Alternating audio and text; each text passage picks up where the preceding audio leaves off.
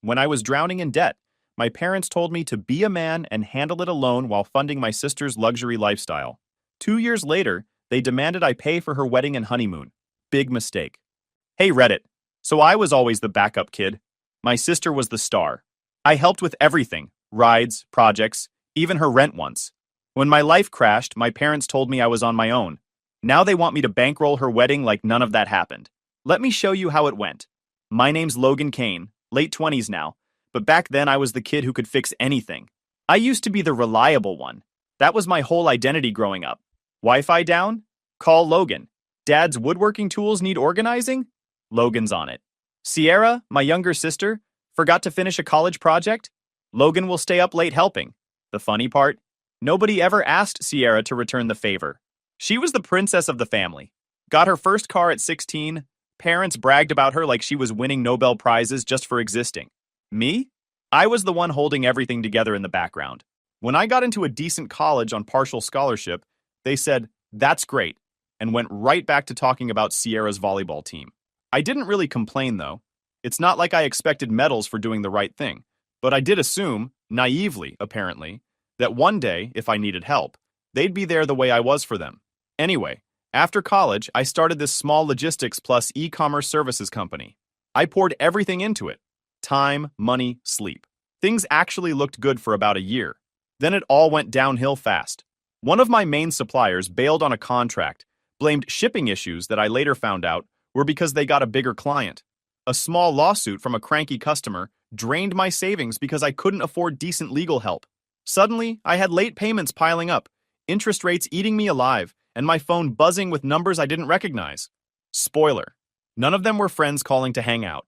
I pawned my old camera, switched to eating instant noodles twice a day, stopped using heat in the apartment because the bill scared me. There was this one night I sat in the dark because I didn't want to waste electricity on lights. That was the moment I thought, man, this is bad. But here's the thing. I wasn't scared to work. I just thought if I could get a little breathing room, I could turn it around. So I swallowed my pride and drove to my parents' place one Sunday. Mom, Margot, was in her usual Sunday best, even though she wasn't going anywhere. Dad, Victor, had golf on TV with the volume too loud.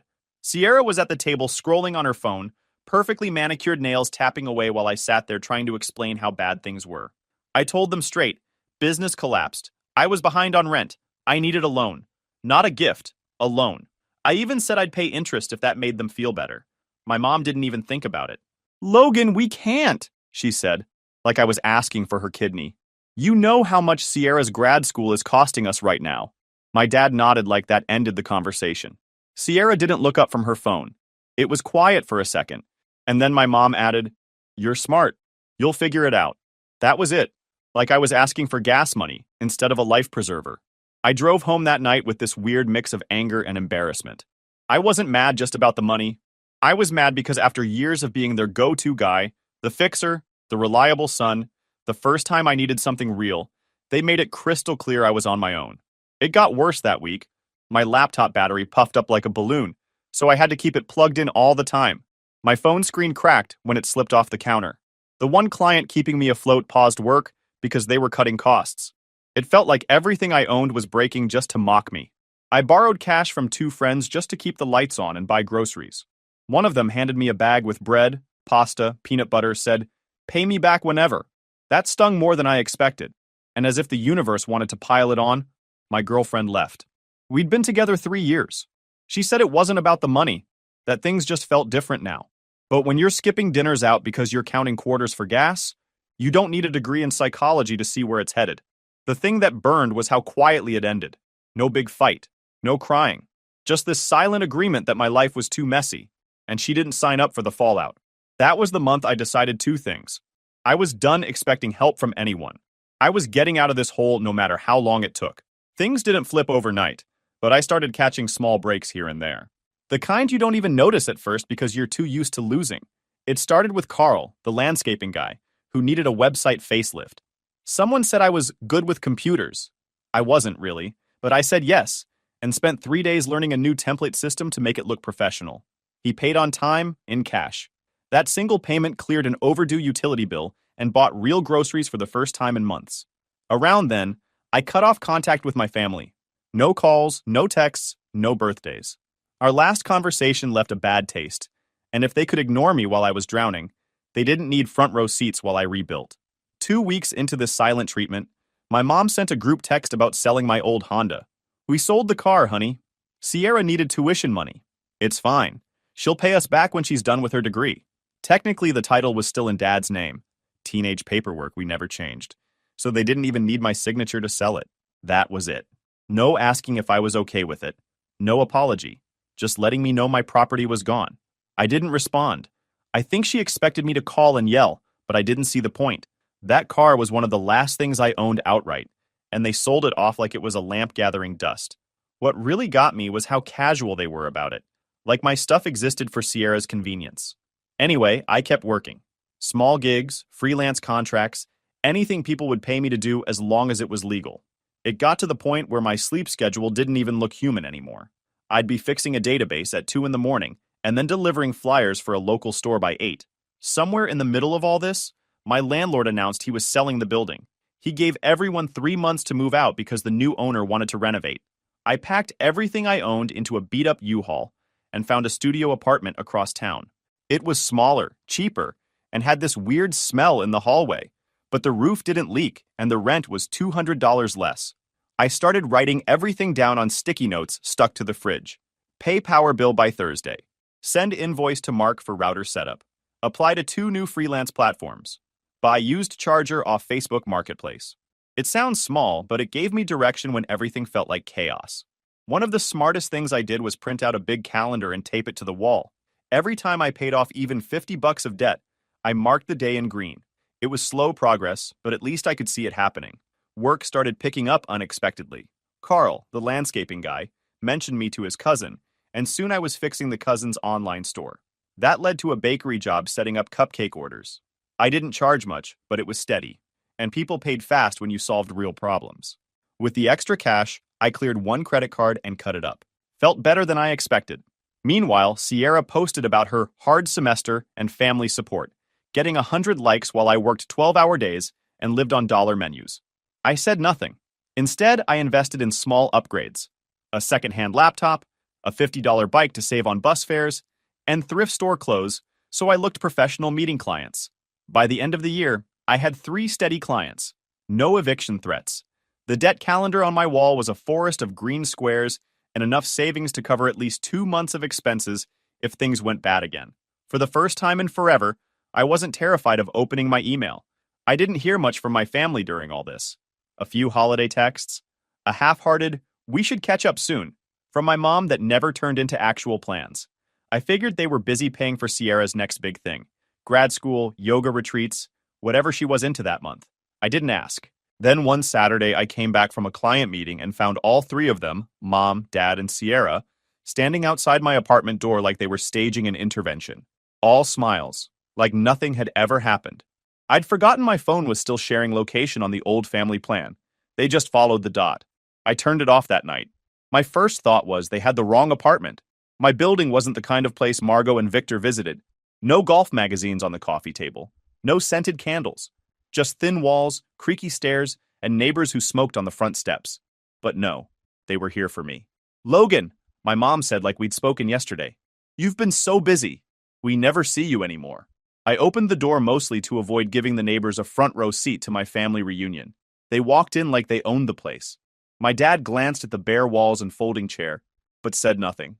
Sierra scrolled her phone, polished as if heading to brunch. They asked the usual: work, life, eating enough, never the car they sold, or the months I spent crawling out of debt. Like that part of my life never existed. After 10 minutes of small talk, I realized there was a reason they were here, but they weren't saying it yet, so I cut it short. "What's going on?" I asked. They exchanged looks. Mom smiled. "We'll talk soon. Just keep us in the loop, okay? We're family." That was it. Then they left, Sierra tossing a bye over her shoulder, without looking up from her screen. Work kept coming. The bakery led to a used bookstore with a broken website. I spent 2 weekends fixing it, got paid, and replaced my wobbly kitchen table with one that didn't threaten to collapse under a coffee mug. A print shop needed scheduling help. A gym wanted better signups. Word spread. No one cared about my resume. just that I solved problems without charging corporate rates. By spring, bills were covered, rent was on time, and my $300 emergency fund felt like control for the first time in years. I even started running again. Old sneakers, a few miles a week, enough to clear my head after long days at a screen. I didn't tell my family any of this. Didn't need to. My feed wasn't private, and they lurked like everyone else. Around this time, I got my first bigger client, a furniture store chain expanding online. They needed inventory syncing between locations and a basic delivery tracker for customers. The owner was skeptical at first, said he'd been burned by freelancers who overpromised. I kept it simple. I can do it. If you don't like the result, you don't pay. 3 weeks later, his system worked, customers stopped complaining, and he paid in full plus a bonus because online sales jumped. That bonus paid off the last high-interest credit card I had. I paid both friends back that night, plus a little extra and a thank you text. I printed the confirmation, pinned it to my wall, and stared at it for a while before throwing it out. One less chain around my neck. I kept hearing bits about Sierra through social media. She graduated grad school. Big photo shoot, flowers, fancy dinner with my parents there smiling like she cured cancer. No mention of me not being invited. Not surprising. Then she got some new car. Probably my parents co-signed because Sierra never paid for anything bigger than coffee. None of it bothered me as much as it used to. I was too busy building something real while they lived in their bubble. By summer, I finally upgraded my phone after 2 years with a cracked screen. Got a second-hand one that didn't freeze every 5 minutes. That tiny change felt like a luxury. I also moved to a better apartment across town. 1 bedroom instead of a studio, actual working heat, neighbors who said hello but didn't ask questions. The day I moved in, my mom texted, "We should have a family dinner soon. It's been too long." I left her on red.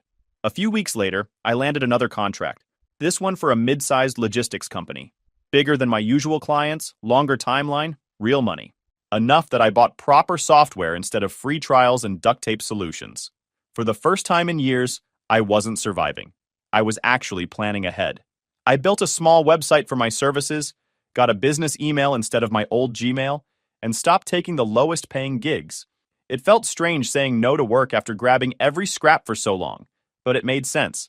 I finally sprung for a tiny co-working desk, month to month, 1 drawer, and a fake plant by the window. It came with a mailbox and a bookable conference room. Nothing fancy, but it meant I could meet clients somewhere that wasn't my kitchen table. I started calling it the office. I wasn't scrambling anymore. Then, one Friday evening, I got home from a client meeting and saw my mom's car outside my building again. This time, my dad and Sierra were with her, all dressed nice like they came straight from some event. They didn't need the dot. My LLC filing listed my apartment as the business address, public record with a 2-minute search. When I opened the door, my mom beamed. "Logan, we have exciting news." I let them in, already feeling like I knew where this was going. Sierra smiled like a politician. "Blake and I are getting married." Mom was already scrolling a spreadsheet, destination venues with 5-figure deposits and per-guest minimums that made her wince. There it was. I didn't know it then, but they'd split for a few weeks earlier that year. After Sierra told him she was pregnant, they got back together and he proposed. My dad clapped my shoulder. "Big wedding, lots of guests. It's going to be beautiful." I leaned against the counter. "Congrats. So why are you telling me like it's a business meeting?" They didn't answer right away. Then my mom said it. "We were hoping you could help. You know, contribute." I stared at her for a second. "Contribute to what exactly?" "The wedding," she said, smiling like it was obvious. "Big guest list, destination venue, flowers, catering. It adds up, Logan. We thought you could pitch in. Just a little." I glanced at Sierra. She was standing there like this was already a done deal, scrolling on her phone with her left hand, while the right one flashed a brand new engagement ring. I asked, "How much is a little?" My dad cleared his throat. 50,000 should cover the rest. Venue deposit, photographer, honeymoon. It's not just for Sierra, it's for the family. A celebration. I actually laughed. Not the fake kind either. A real short laugh before I could stop it. 50,000?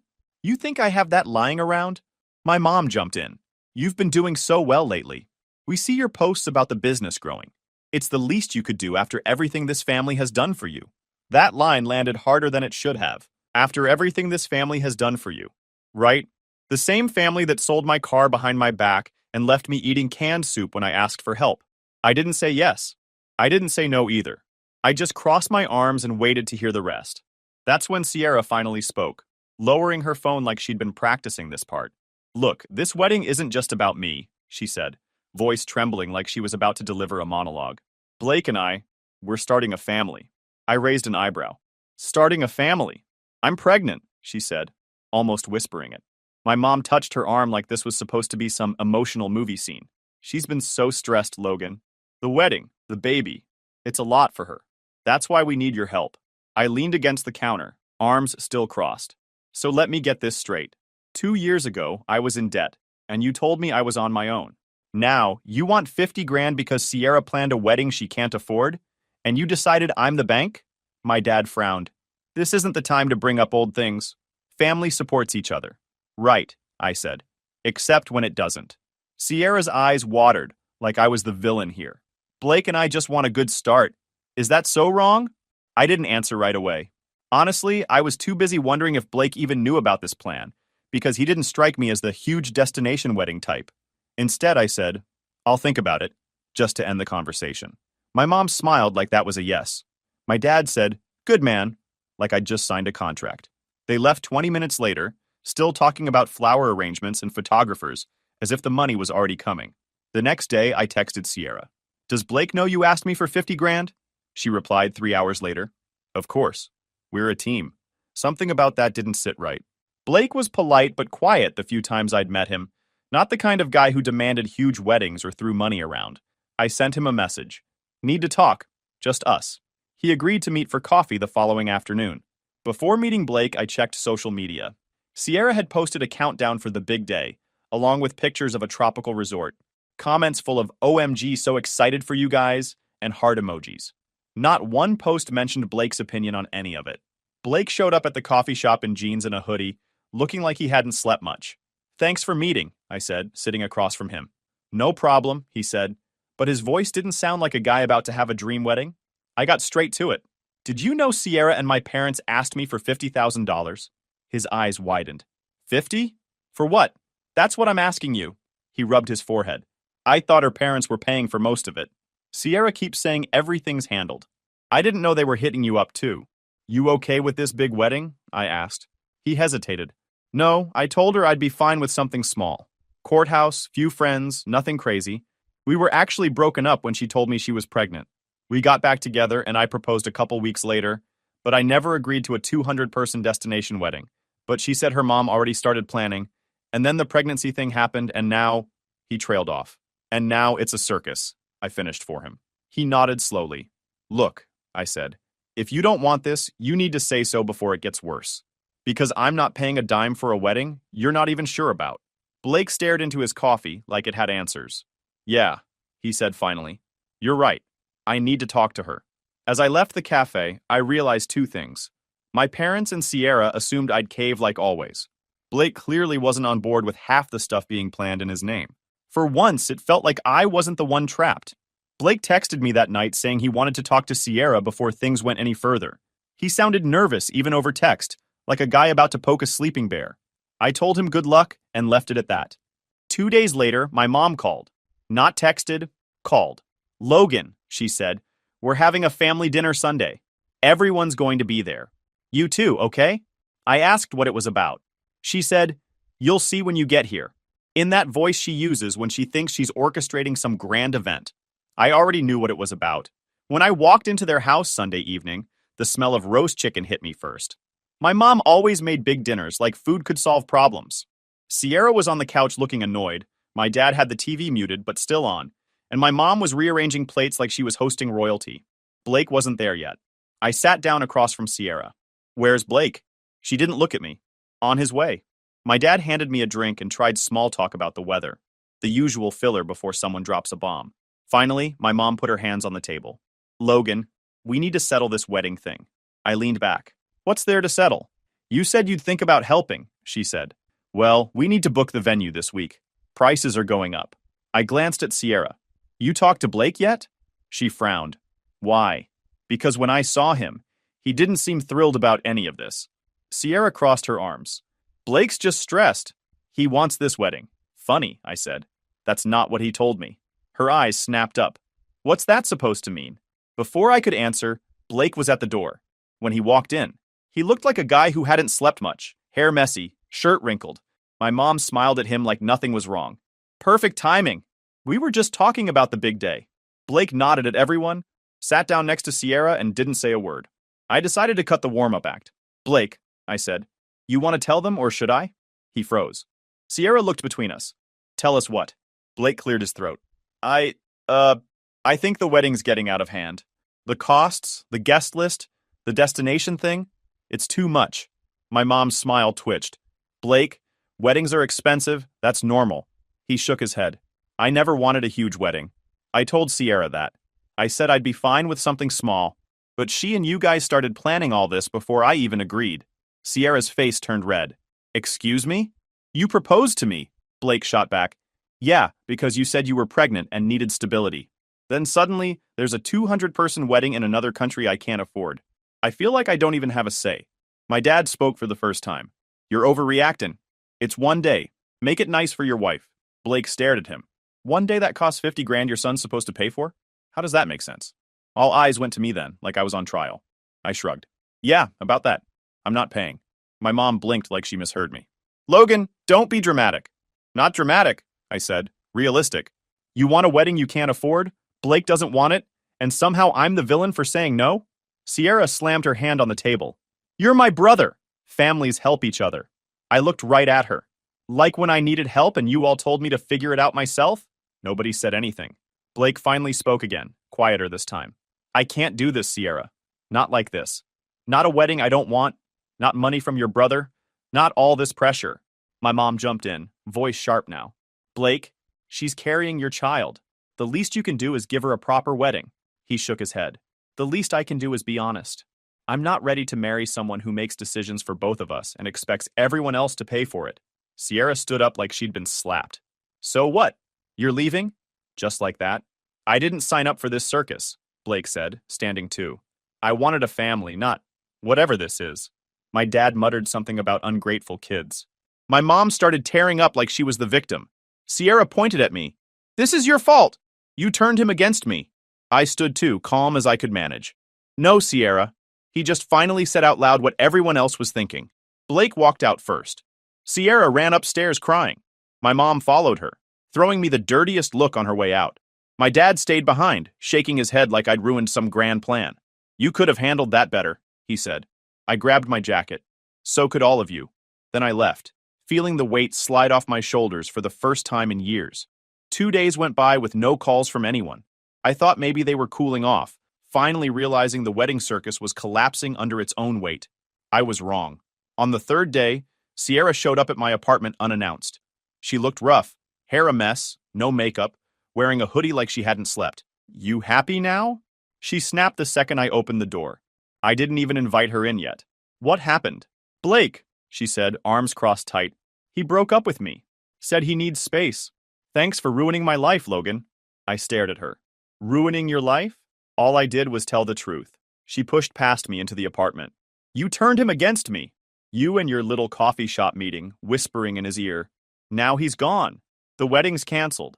And everyone thinks I'm some manipulative psycho. I shut the door slowly. Sierra? He didn't want the wedding before I even talked to him. He told me himself. You just didn't want to hear it. She spun around. You don't get it. He was supposed to stay no matter what. That's what people do when they love someone. I raised an eyebrow. So forcing him into a giant wedding he didn't want was love? She went quiet for a second, then muttered, You think you're better than us now. Just because you have your little business and your stupid apartment? There it was. The real problem. For years, I was the screw-up. The guy they didn't have to worry about because Sierra was the star. Now that I wasn't drowning anymore, suddenly I was the enemy. Before I could answer, her phone rang.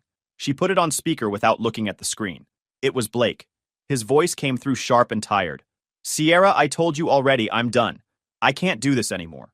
It's too much drama, too much pressure, and I don't even know if this kid is... He stopped mid-sentence like he realized he was on speaker. Excuse me? Sierra yelled into the phone. What do you mean by this kid? I mean, Blake said carefully, we were fighting half the time. You told me about the pregnancy after we broke up the first time. I don't even know what's real anymore. Sierra's face went pale. You're unbelievable. I'm not doing this, Blake said. I'm not marrying you, Sierra. I'll take care of the baby if it's mine. but I'm done with the rest. Then the line went dead. Sierra stood there frozen, phone still in her hand, like someone pulled the plug on her entire life. You see what you did? She said finally, voice shaking. Me? I pointed at the phone. Pretty sure that was Blake talking. She stormed out without another word, slamming the door so hard the frame rattled. That night, my mom called. Logan, she said, skipping hello. Your sister is devastated. She hasn't eaten all day. You need to fix this. I almost laughed. Fix it? Like I broke it? You've been stirring things up, she snapped. Blake thinks the whole family's crazy now. He won't even return our calls. Maybe because you are acting crazy, I said. You planned a wedding he didn't want. Demanded money I don't owe you, and now you want me to glue it all back together? This isn't the time for sarcasm, she said. There's a baby involved. I leaned back in my chair. Yeah, a baby he says might not even be his. Did you hear that part? Silence. Then she said, regardless, Sierra needs support. She can't do this alone. I didn't answer right away because here it was again, the moment where I was supposed to save the day like always. But I was done playing that role. The next day, Blake posted on social media. Nothing dramatic, just a simple status. Not getting married. Moving on. Please respect privacy. The comments were brutal. Half her friends defended Sierra, half roasted her for overspending on a wedding before locking down the groom. Sierra deleted her accounts that night. Weeks went by. No late-night calls, no surprise visits, no guilt trips about family sticking together. It was almost too quiet. Then my mom showed up at my office on a Thursday afternoon. I hadn't seen her since the dinner where Blake walked out. She looked different. Hair tied back messy, makeup smudged, like she hadn't slept much. Logan, she said, we need to talk. I leaned back in my chair. About what? The wedding's over. Blake's gone. Sierra's home with you. Not sure what's left to say. It's the baby, she said quietly. She's not doing well. Barely eats, cries half the day. Doctor says stress is bad for her and the child. We're worried. I stayed silent. She needs help, Logan. Financially, emotionally. We can't keep up. There it was, the ask. But this time I didn't feel cornered. Help with what exactly? Living expenses? Doctor visits? Just until she gets on her feet, my mom said. We can't do it alone anymore. I thought about it for a moment, then said, fine. But this time, there are conditions. She looked surprised. Conditions? Yeah, I said. She finds a job, takes parenting classes, shows receipts for anything I help with. I'm not handing out blank checks so she can sit around blaming the world. My mom didn't argue.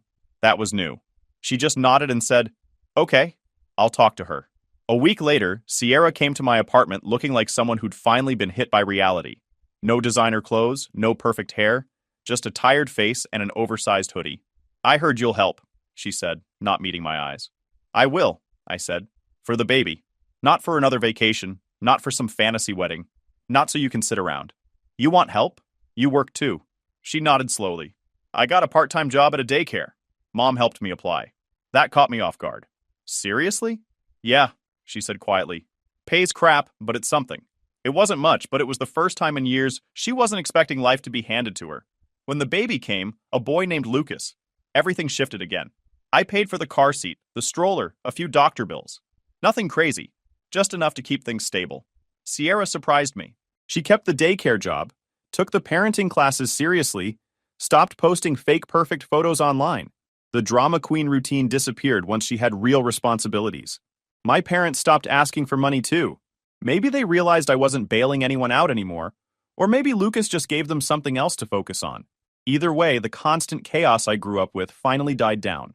3 months after Lucas was born, and after the test confirmed he's the dad, Blake reached out, said he wanted to be part of the kid's life but wasn't getting back with Sierra.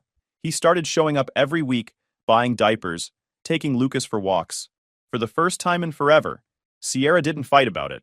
She just let it happen. One Saturday, my parents invited everyone over for a barbecue. First family gathering since the wedding disaster. I almost didn't go, but curiosity won. When I got there, Sierra was flipping burgers while Lucas napped in a stroller. My dad was cleaning the grill instead of giving lectures. My mom was actually playing with the baby instead of posting pictures for likes. It was normal. At one point, Sierra came over holding Lucas. She looked different, older somehow, like life had finally smacked some sense into her. Thanks for helping, she said quietly. I know I made a mess of things. I'm trying to fix it. I nodded. You're doing better than I expected. She laughed once, tired but real. Yeah, Me too. The biggest change wasn't them, though. It was me.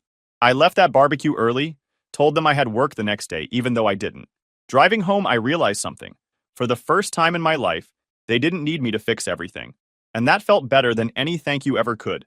6 months later, my business passed six figures for the first time. I moved into a better place, hired part-time help, even took a real vacation with my own money. First one in years. My parents still saw Lucas all the time, but they stopped expecting me to show up for every little thing. Sierra handled her own bills now. Blake and her co-parented without drama. It wasn't perfect, probably never would be, but it was stable. And after everything, that was enough. I didn't rub it in, didn't give any speeches about how I was right or how they should have treated me better years ago. I just lived my life, paid my bills, and let them figure theirs out. Because for the first time, the chaos wasn't mine to carry anymore. 2.